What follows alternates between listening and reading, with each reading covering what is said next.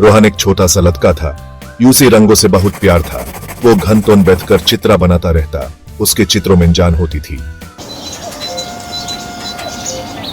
एक दिन रोहन की दादी माँ ने यूसे एक टूलिका भेंट की। यह टूलिका बहुत पुरानी और सुंदर थी। दादी माँ ने कहा, यह कोई साधारण टूलिका नहीं है, यह मैजिकल है। रोहन ने दादी माँ की बात पर यकीन नहीं किया।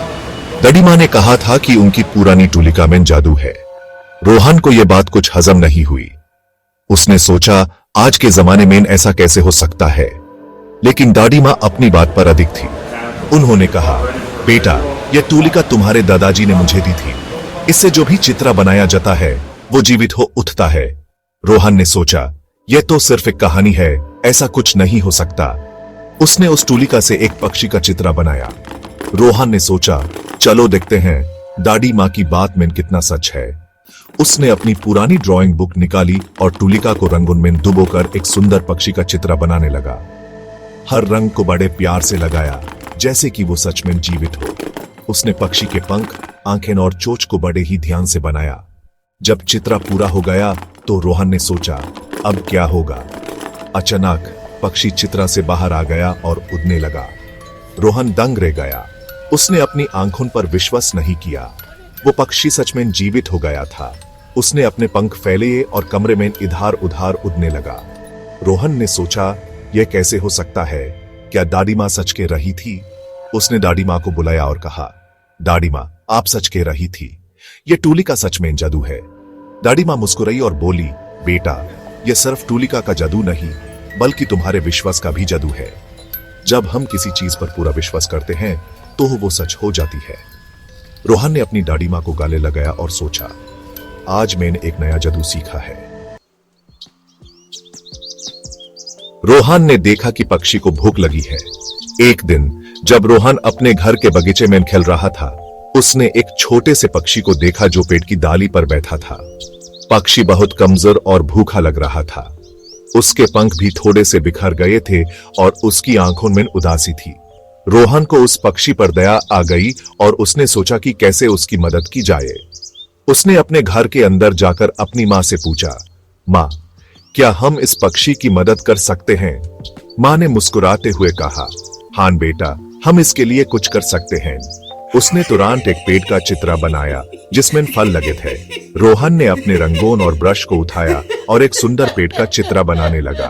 उसने पेड़ पर रंग बिरंगे फल लगे जो देखने में बहुत सुंदर लग रहे थे।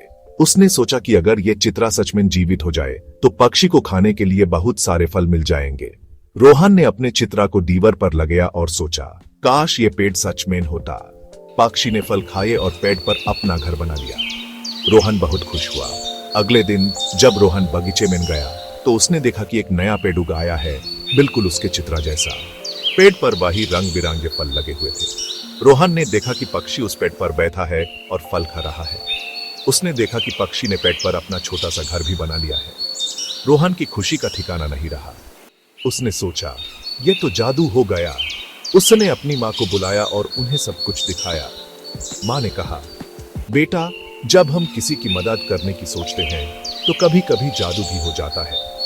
रोहन ने अपने दिल में पक्षी के लिए प्यार और दया को महसूस किया और उसने ठान लिया कि वो हमेशा प्राणियों की मदद करेगा। उस दिन से रोहन और पक्षी अच्छे दोस्त बन गए। रोहन हर रोज उस पक्षी को देखने जाता और उसके लिए पानी और खाना ले जाता। पक्षी भी रोहन को देखकर खुश होता और अपने मधुर गीत गाता। रोहन ने सीखा कि प्यार और दया से दुनिया को बदला जा सकता है। और इस तरह एक छोटे से लड़के ने एक भूखे पक्षी को न सिर्फ खाना दिया बल्कि एक नया घर भी दिया। ये कहानी हमें सिखाती है कि छोटी छोटी मदद भी कभी कभी बड़े चमत्कार कर सकती है।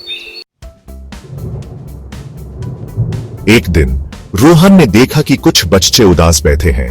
उनके चेहरे पे उदासी थी और आंखों में उम्मीद की कमी। रोहन को यह देखकर बहुत दुख हुआ। उनके पास खेलने के लिए कुछ नहीं था।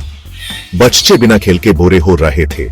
उनके पास न तो कोई खिलौने थे और न ही कोई प्लेग्राउंड जहां वो खेल सकें। रोहन ने सोचा कि कुछ करना चाहिए।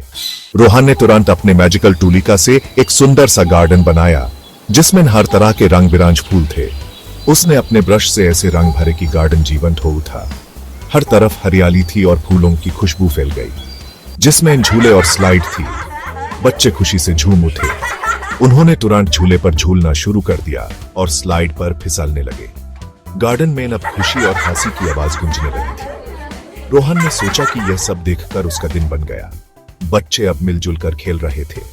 उनके चेहरे पे मुस्कुराहट थी और आंखों में चमक। रोहन को देखकर सब बच्चे उसके पास आए और उसका शुक्रिया अदा किया। रोहन ने कहा, यह सब तुम्हारे लिए है, हमेशा खुश रहो और मिलजुल कर खेलो। बच्चों के खुश होने से उनके माँ बाप भी खुश थे। उन्होंने रोहन का शुक्रिया अदा किया और कहा, तुमने हमारे बच्चों को खुश कर दिया, ये हमारे लिए सबसे बड़ी बात है। रोहन ने मुस्कुराते हुए कहा, बच्चों की खुशी ही मेरी खुशी है। शाम होने लगी थी, लेकिन बच्चे अब भी खेल रहे थे। गार्डन में अब भी खुशी और हंसी की आवाज गूंज रही थी। रोहन ने सोचा, यह दिन सच में यादगार बन गया। उसने अपनी मैजिकल टूलिका को देखा और मुस्कुराते हुए वापस घर की तरफ चल दिया। बच्चे खुशी से खेलने लगे। रोहन ने डिसाइड किया कि वो अपनी अर्थ से लोगों की हेल्प करेगा। वो हर दिन न्यू पेंटिंग्स बनाता और लोगों की लाइफ में खुशियां भरता। रोहन को समझ आ गया था कि रियल मैजिक टूलिका में नहीं, बल्कि उसके नेक इरादों में था। उसकी अर्थ दूसरों के लिए खुशियां ला रही थी, यही रियल मैजिक था। रोहन ने अपनी अर्थ से दुनिया को और भी ब्यूटीफुल बना दिया। उसने दिखाया कि अर्थ में कितनी पावर होती है। रंगों से भरी यह दुनिया अब और भी हैप्पी थी। रोहन की कहानी हमें बताती है कि हम सबके अंदर एक आर्टिस्ट छुपा है। जरूरत है तो बस यूं से पहचाने की। अपनी अर्थ से हम दुनिया को एक बेटर प्लेस बना सकते हैं।